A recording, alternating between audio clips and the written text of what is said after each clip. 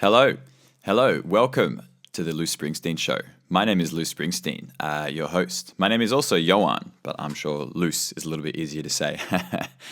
This is my first ever show. This is a very exciting day for me and hopefully for you too. If you have ever seen me do any sort of speaking, any sort of content, which I've kind of teased here and there, hopefully you'll be keen to see me on a more broader platform where I get to air out my thoughts a little bit more and I get to talk about what it is I want to talk about, which, as this is going to be a music show, we're going to, of course, talk about music. Specifically, we're going to talk about music and try to raise awareness for the state of music in Australia, especially for live music and a lot of other specific industries within that. It is not going super well, and we're going to talk about that later a little bit on in the show.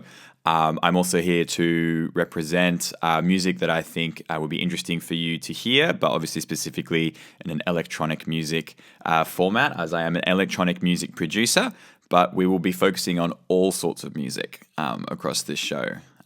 So I hope you enjoy. I hope you are looking forward to it as much as I am. And we're going to start things off with one of my own. This one I'll be probably releasing later this year. This one is called The Funk Is Within You. You are listening to The Lou Springsteen Show, first ever show. Enjoy.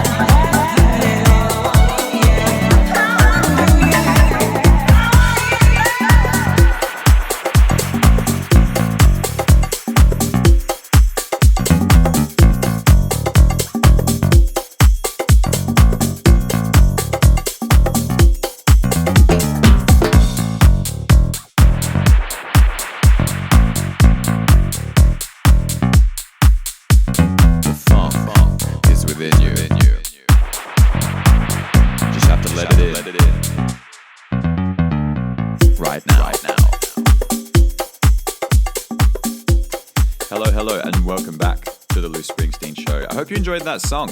I think that one's had a lot of fun making that one. So I thought I'd start off this next segment with who am I? Who is Loose Springsteen? Who is Johan? Well, I started out. I've always kind of done music basically since I was 15. I started playing a bit of piano and a bit of brass, specifically baritone and tuba. I then studied the tuba in Sydney, at the Sydney Con over there, and came back and kind of went through a couple of years of growing up. Didn't really do tuba anymore. I then studied 1 year of jazz piano at WAPA, at the W Academy of Performing Arts, for anybody who's watching this outside of Perth. And then I used that opportunity to try and start a band called The Liquid Project, who did a few gigs around town for the next couple of years, in spite of the pandemic, in spite of things basically going to hell as far as a musician's perspective. And then I turned my attention towards production and dance music, honestly, because I found that was, for me, my focus, and this is one of the broader things we'll talk about as someone that is ADD but also ASD, was really important to just feel comfortable in the environment socially. That really does matter to me. I know a lot of musicians may not place a lot of importance on that, but I think who your community is, what kind of values they espouse, how they go about their business, how they treat everybody, I think is so important within a music community. And I'm not saying musicians out there don't, but for me, it was a really, really important thing that my community is strong and all about basically love. And I find ironically, a lot of the electronic music scenes in Perth are all about that. And I say ironically because, of course, you would imagine that a group of people that, get, let's say, a little inebriated, listening to doof music is not somewhere you would expect to find love, but actually it's quite the opposite, being in such raw and emotional states, whether it's, sober or not. I've been to many, many of these kind of parties, and it really brings people together more than not. And I've been to other events that explore more of that. So that's a little bit about who am I. I've got another song coming up. This is another one of my own. This is an unreleased song, simply called New Jams. Hopefully this puts you in a bit of a disco-y mood. Next, we're going to be talking about basically laying the table for what's going on with the music industry, and just a little bit of info you can take away with yourself today, hopefully to be armed and to understand why so many musicians are up in arms, why we're complaining about this. You probably have heard about this. It's been on the news a little bit. But stick around. We've got the next segment of the Loose Springsteen Show. First ever show. The song is called New Jams. Hope you enjoy.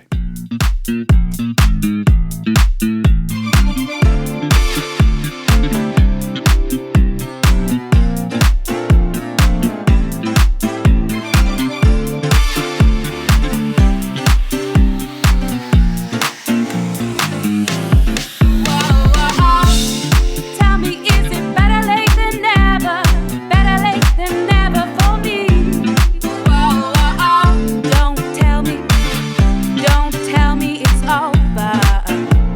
Oh.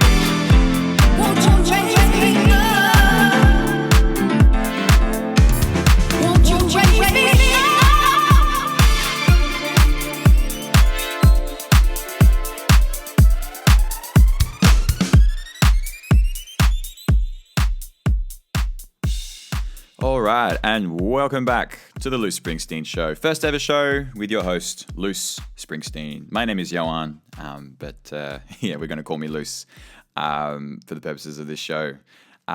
We are finally going to be talking about the state of the music industry.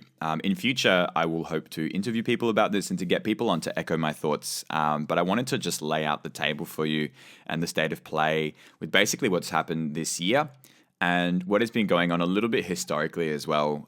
So just very quick, very quick bit of history. Obviously, since the advent of the internet and MP3s and music going online and being able to stream, a lot of the main ways that musicians make revenue has gone away. Obviously wasn't alive then. I can't speak to the degrees to which that attributed to musicians' revenues, but it has gone down substantially. And live music has basically become one of the main ways to make money off of your art, which is through touring, is through doing gigs. And even this, as a result of the pandemic, has unfortunately become, it's impossible now. And if I just go through the list of the festivals that have been cancelled, we have Groove in the Moo was cancelled. We had Splendor in the Grass was cancelled. We had another big festival called the Caloundra Festival, which was cancelled. And unfortunately, a much beloved local festival called the Fairbridge Folk Festival was also cancelled. All citing very similar reasons, which is lagging ticket costs. Sorry, I should say lagging ticket purchases, not costs. And what a lot of promoters have noticed is that people buy very late to gigs now. This is what a lot of my friends in the industry tell me as well, and this has been a massive change. On top of the fact that, in particular, in places like New South Wales, they've brought in very strict rules around pill testing, so you have to be pill testing. Don't exactly quote me on that, but as far as, and I'll link you to this, there's this article I found that goes into it, but that, there are costs involved with pill testing. It then you need a higher insurance premium, and insurance premiums have skyrocketed since the pandemic. So there's a lot of extra costs that are really nothing to do with the music that are getting in the way of musicians actually doing this. And I think this is just so sad because, again, like I said, this is one of the few ways musicians actually have to make a bit of money, and they're just not. They're just not. And it's really sad. So look, that's kind of the state of play with things. I'm going to go a little bit more into the deeper levels of that as we go, and especially as we talk to people from this community and hopefully beyond about the mood and what we can do. Because ultimately, I want this radio show and some of our conversations to hopefully even result in pushing towards activism. I'm fully for legislative action. I'll leave a link to an interview where the government has actually proposed about $9 million to help bands, which, as you can see from the reaction from the guy in the interview, is good, but is not enough. I'll play a little clip now. Earlier this year, the federal budget earmarked nearly $9 million for music venues and festivals through the Revive Live program. Is that enough? I think when you look at spending in other areas of the economy and you weight it out, it really, we think, is not enough. We're very grateful that Tony Burke and the Australian government have earmarked that money, but we really think if you consider spending in other categories like sport and other forms of lifestyle and entertainment, spending in the music sector is really fairly small. So as you can see there, it's something, but it's definitely not enough. That's kind of the state of play with that. And we'll go into more depth as the show grows. But for now, I just wanted to get out that simple message and, show you some of that focus. And just to remind you, what can you do if anybody's wondering, what can I do? Well, very simply, you can reach out to bands, go to their gigs, but I know that's always hard. I don't always go to a lot of gigs, so you could always donate. You could support their music on Bandcamp, where all the royalties go straight to the artist. And I hope most artists have a Bandcamp page. They really should. And that's what you can do. Or just shout them out, support them. Do what you feel. But there are definitely ways you can help. And if you want to write into the show, if you have thoughts, comments, suggestions about anything I've said today, Loose Springsteen is the name. Instagram, Facebook. I will drop my email and other ways of contacting me in the description of this YouTube video. So get in touch, please. I'd love to start conversations. This next song is another unreleased one of mine, a little bit of a change of pace. This one is called Chrome Freeze. I hope you enjoy. Loose Springsteen Show.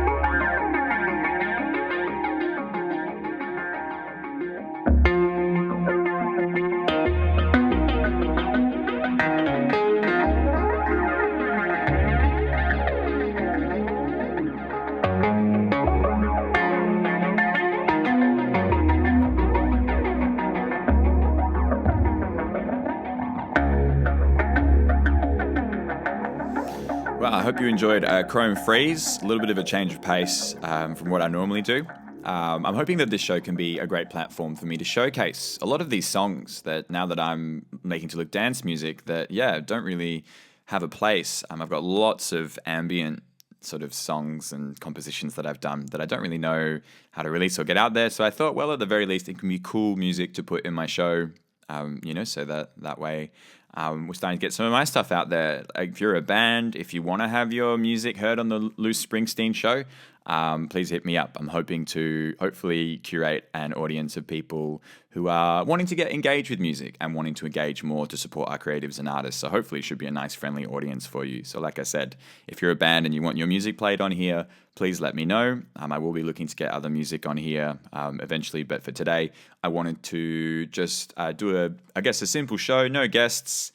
No fancy segments or anything, but that's going to grow as I get more used to doing this. So thank you, everybody. If you are still at this point of the show, thank you. I really appreciate you sticking on and listening to my voice. I've had so much fun creating this first show. I think it's going to be a real hoot to grow and to expand. I'll have plans to do interviews with interesting musicians, and I want to do hopefully a little local legends section every time I do a show, which I'm looking at about every 2 weeks, I'm thinking.